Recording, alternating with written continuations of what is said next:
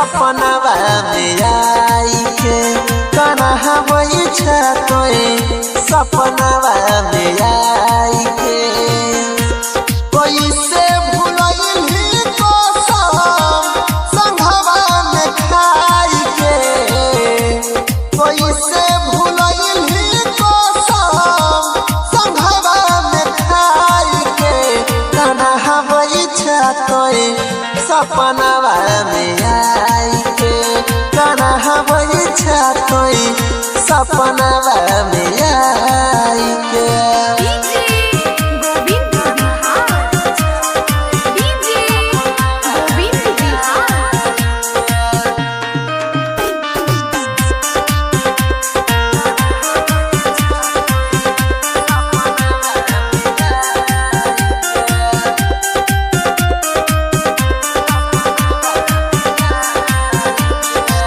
कौना जन्मवा गेलै छाते बदला देख के लोगवा कहे सब पगला।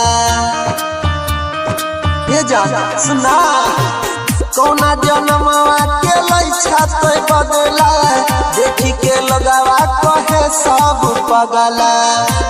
भेला बेगाना कहे प्रिया खियाई के भेला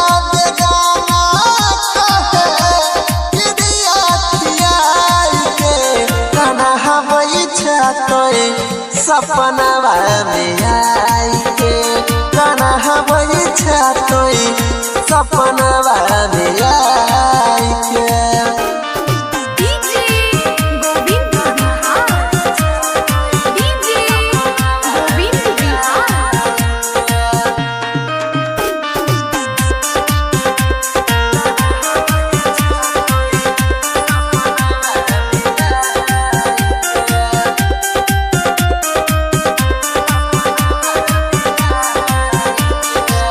यादव अनिल के तोड़ देलही नींद के घर बसैलही तो डीजे गोविंद के।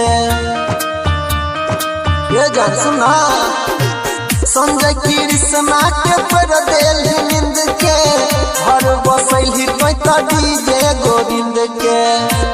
राइटर सानी थकलो तोरा समझाई के